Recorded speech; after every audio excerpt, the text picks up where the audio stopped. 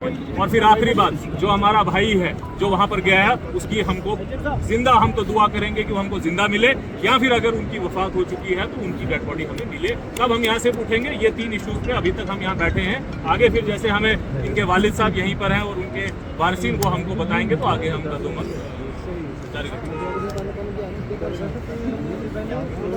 नहीं, सबके ऊपर एफआईआर होनी चाहिए। एक एक आदमी जो उसमें इन्वॉल्व है, जो उसकी कॉन्स्पिरेसी, जो उसमें जिसकी सोच भी थी, वो सब के सब हमें एफआईआर कॉपी में उनका नाम चाहिए, चाहे फिर वो 100 लोग क्यों नहीं हो, हमें फर्क नहीं पड़ता।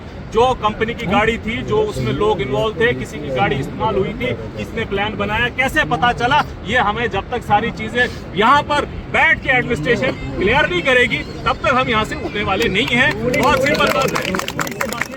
पुलिस कह रही है कि हम एफआईआर की कॉपी, हमने एफआईआर लगाई है और एफआईआर की कॉपी आपको देने वाले हैं। वो एफआईआर की कॉपी देंगे, हम पढ़ेंगे कि एफआईआर में क्या लिखा है, क्या कोई जनरलाइज एफआईआर है या स्पेसिफिक एफआईआर है, या उसमें उन लोगों के नाम है नहीं है। पुलिस ने पिछले अब तकरीबन यहाँ पर 15 से घंटे ज्यादा हो गए, पुलिस और एडमिनिस्ट्रेशन ने क्या किया, हम ये भी देखेंगे कि उनका इंटेंट क्या है। वैसे ही हम रद्द अमल यहाँ पर रखेंगे और हम यहाँ पर तब तक नेशनल हाईवे से नहीं उठेंगे। ये क्लियर चेतावनी है एडमिनिस्ट्रेशन को भी, ये भी, क्योंकि बात लड़ाई हमारे भाई की इंसाफ की है, न यहाँ पर कोई पार्टी है, न कोई मुद्दा है, न कुछ है। सिर्फ बात यह है कि हमारे भाई को इंसाफ कैसे मिले और जो हमने बातें रखी ताकि वो क्लियर हो जाए, क्योंकि ये मुद्दा डाइल्यूट नहीं हो। और मैं ये क्यों बोलता हूँ कि क्यों हम मजबूर हो गए, आप मीडिया वालों को भी कहता हूँ कि आप भी कोई गलत न्यूज मत फंसाइए, मगर ये भी मत कहिए कि आप न्यूज को तोड़ मड़ोड़ के पेश करते हो।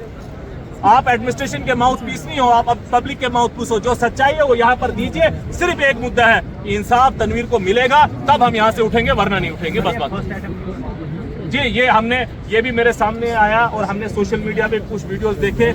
ये सीरीज ऑफ इवेंट है, इसीलिए हमने पुलिस को बोला कि एफआईआर आपने लगाई है तो लगाई क्या है। ये कोई पहला इंसिडेंट तो नहीं, रात को उनको ख्वाब आया, वो आए, उनने लड़के के साथ ये उसको मार पिटाई की या जो किया।